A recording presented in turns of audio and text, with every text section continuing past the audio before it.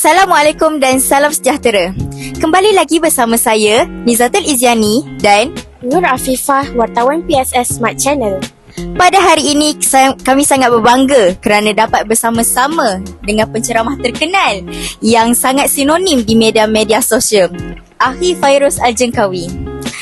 Sebentar tadi beliau telah pun berkongsi pandangan dan pengalaman berharga mengenai kempen pencegahan kesalahan tingkah laku buli dan gangguan seksual dalam ceramahnya yang bertajuk Sayangi Diri Kerana Diriku Terlalu Berharga. Sekarang, mari kita hayati pula pandangan yang mendalam dari Akhi Fairuz dalam temu bual ini. Assalamualaikum Tuan. Terima kasih kerana nak jawab. Waalaikumsalam warahmatullahi.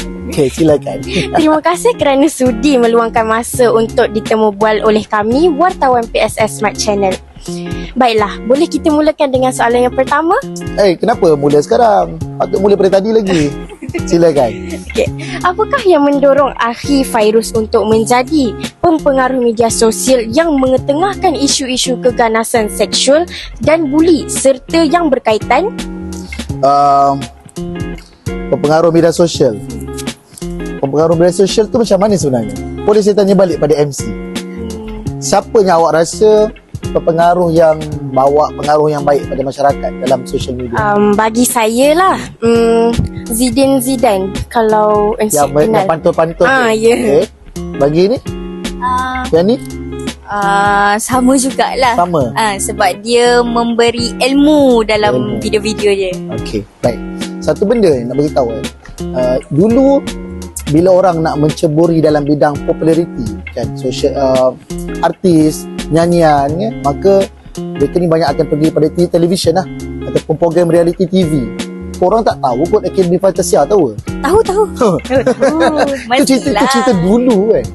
Jadi dulu mereka perlu ada masuk aswara, sekolah seni, segala bagai kan, untuk dapatkan skill untuk mereka ni berlakon, dan sebagainya. Tapi hari ni social media ni dia muncul dalam keadaan you nobody pun, kau bukan sesiapa pun, tapi kau boleh terkenal.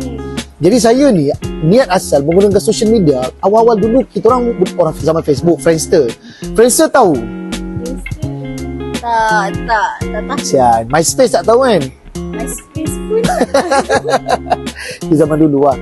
Kami dulu bila ada social media, masa muncul Facebook, Twitter ni, niat asal adalah untuk menyambung ukhuwah dengan kawan-kawan. Sekolah dulu, masa belajar di IPT dulu untuk berkumpul. Tapi lama-lama social media ni kita boleh menyumbang daripada segi idea kita, daripada segi kita punya pengalaman kita kepada orang ramai.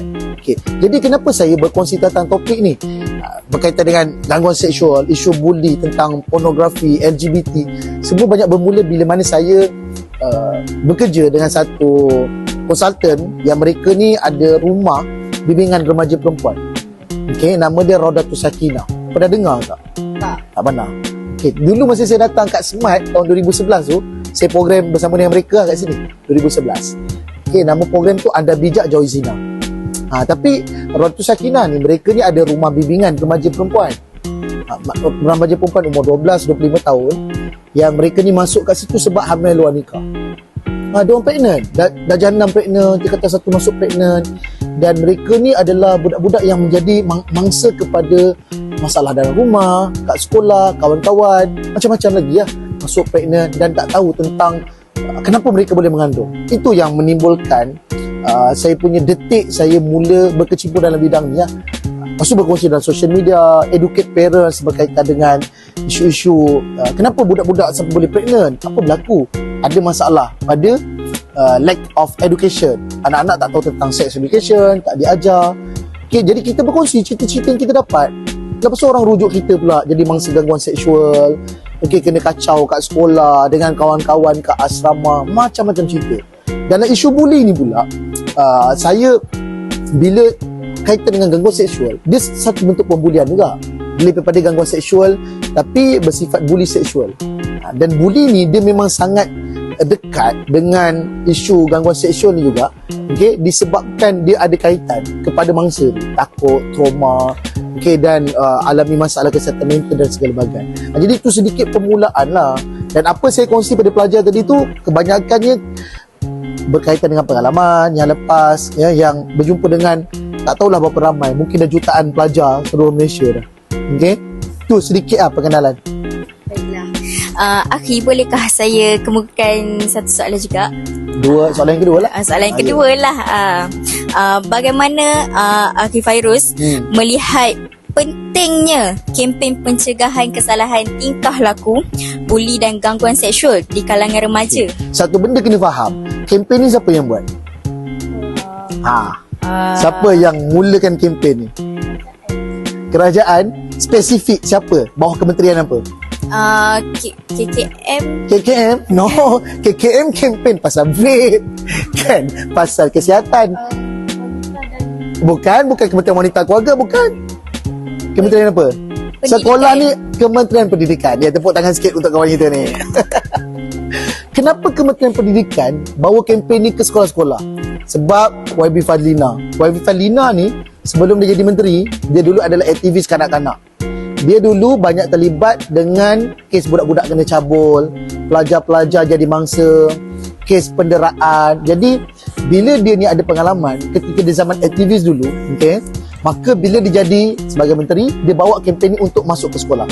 Jadi kalau tanya pada saya kan, penting. Benda ni memang penting. Cuma kempen ni dia tak boleh terhenti dalam program ni je, berterusan. Cikgu kena sentiasa ingatkan. Tapi kalau cikgu ingatkan, budak anggap cikgu ni membebel je benda sama. Kamu pelajar-pelajar lah kena ingatkan kawan-kawan. Kadang-kadang hari ni dengan pembulian yang berlaku secara online, cyberbully, macam-macam kawan-kawan kita buat. Edit stiker gambar kita pelik-pelik kat WhatsApp. Ada tak pelajar perempuan nak tanya kita berapa minit ni? Lama lagi boleh kan? Boleh. Syok sembang kan? Ada tak budak perempuan dia suka sangat serta WhatsApp jadi tempat dia luahkan perasaan? Okey, dia luahkan perasaan, okey. Masalahnya dia suka perli kawan-kawan dia. Dan dia tak mention kawan kan? Tapi kawan dia terasa kan? Lepas tu bila kawan tanya, kau cakap siapa? Dia tak respon. Itu pun pembulian. Hari ni terlalu banyak benda ni.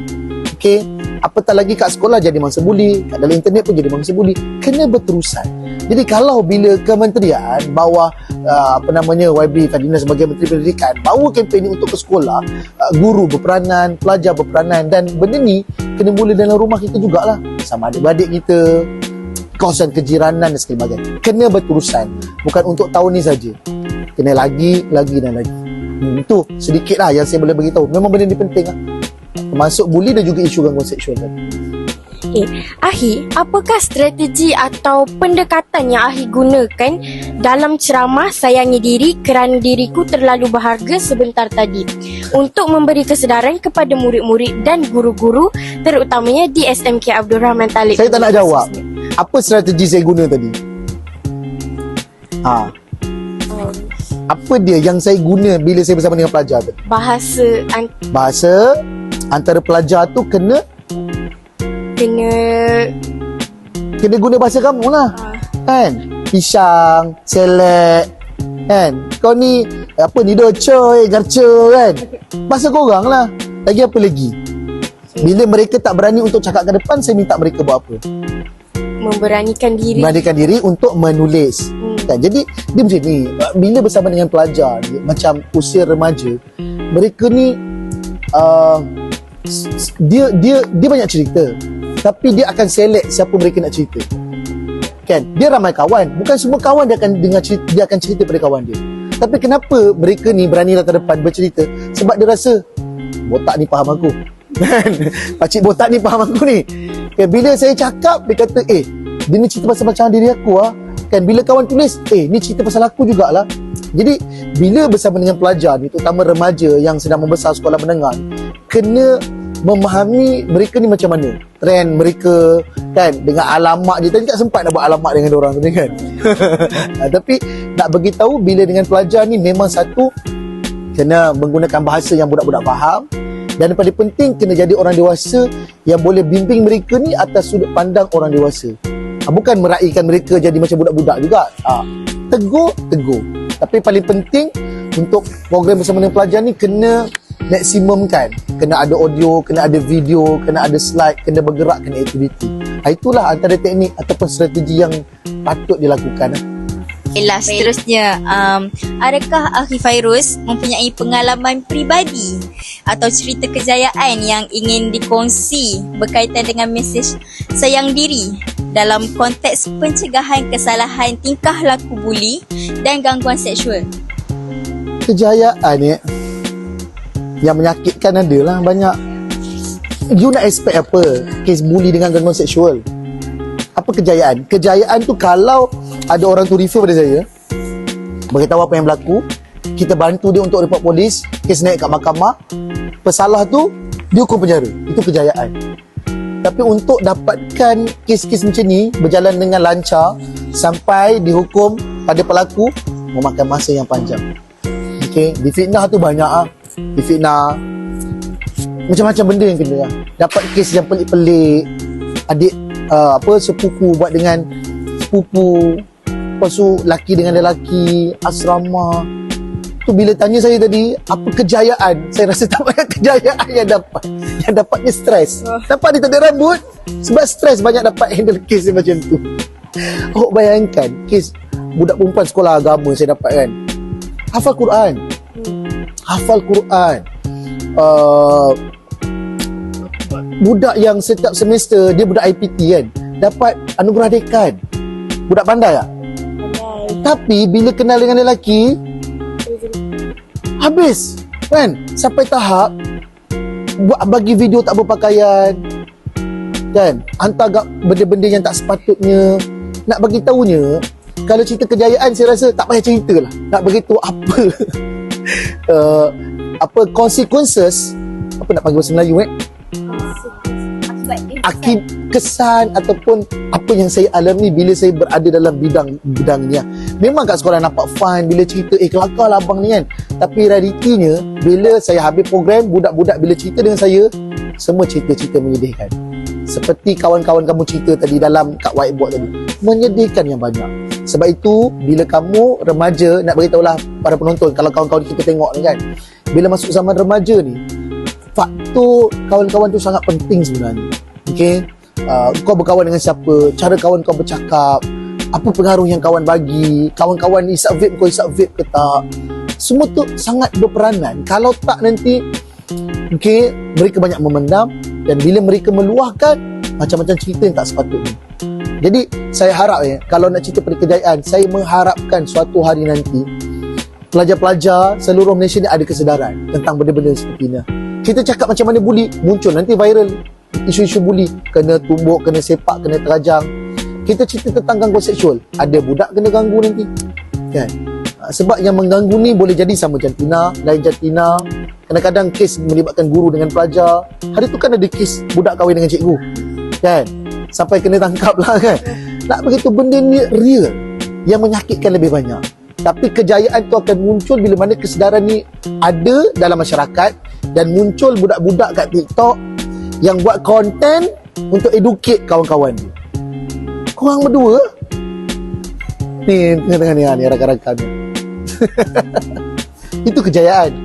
Bila ada mereka ni yang mewarisi kita daripada ilmu kita sampaikan, dan kemudian dia spread, dia punya awareness tu pada orang ramai melalui social media juga. Baiklah, soalan terakhir dari kami bagi mengakhiri sesi temu bual ini, bagaimanakah kita sebagai masyarakat boleh bersama-sama memperkasakan nilai keselamatan dan keharmonian dalam komuniti, terutamanya di kalangan generasi muda seperti kami? Smart, kalau Intan ni masjid paling dekat kat mana? Masjid At-Taqwa. Jauh juga kan? Boleh lah. Okey. Satu benda, ada beberapa ni lah yang boleh membuatkan kita boleh memperkasakan hal-hal seperti ini dalam masyarakat. Satu, rumah. Okey, rumah ni penting tau. Tapi hari ni bila remaja, budak-budak banyak duduk mana? Duduk bilik, pakai earphone, kunci bilik. Kenapa gelap? Terasa.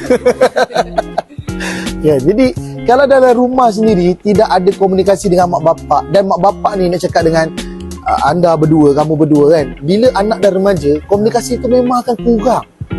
Masing-masing ni akan tak puas hati satu sama lain. Mak bapak akan rasa anak ni tak pernah faham aku, anak pula mak tak pernah faham saya. Kan? Dia jadi macam tu. Sebab apa? Tidak ada komunikasi.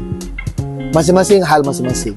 Jadi antara penyumbang terbesar untuk mendapatkan keharmonian dalam kurangnya isu seperti ini berlaku dalam rumah, kena perbaiki hubungan. Yang kedua, komuniti setempat. Masjid macam saya sebut. Kalau kawan kita pun tak pergi masjid yang budak-budak lelaki kan, itu pergi sekolah kacau budak perempuan. Kan? Bila budak lelaki tak pergi semayang kat masjid, ni hari Jumaat ni kan, nanti awak cuba lalu kat masjid, tengok budak lelaki buat apa. Dia atas motor, dia main ML. Ataupun kat belakang saf tu main game lah. Macam mana dia nak ubah diri dia kalau mereka pun seperti itu? Sebab itu kalau ada masjid, buat masjid-masjid yang macam viral kat TikTok. Pasal ada ustaz-ustaz yang kat TikTok yang dia tunjuk pasal aktiviti kat masjid, ada bahagian permainan kat masjid, supaya budak-budak dekat dengan masjid dan mereka ni cinta dengan ilmu lah. Yang ketiga, sekolah. Kat sekolah ni macam mana kita nak memupuk benda ni, selain daripada kempen-kempen yang seperti ini, kena ada peranan-peranan yang penting dalam kalangan PRS, pengawas, tunjuk contoh yang baik, kena ada common sense, kena berterusan. Guru-guru sentiasa mengingatkan pelajar, dan paling penting cikgu boleh cakap, tapi yang bertindak tu pelajar sendiri. Yang keempat, kat mana kita nak mewujudkan keharmonian ataupun kita nak pastikan benda ni selamat dalam kalangan si muda? Social media. Kena select lah siapa kita nak follow. Ini follow pun scammer, follow pun entah apa-apa video konten yang diorang buat. Okay? Jadi macam mana kita nak berkembang minda kita tu sendiri? Ingat, follow orang yang betul.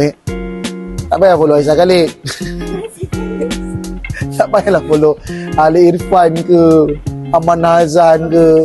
Itu sekolah rendah dulu sudahlah. Faid Frisal ke, tak payah. Macam Mimi Hadri ke, tak payah.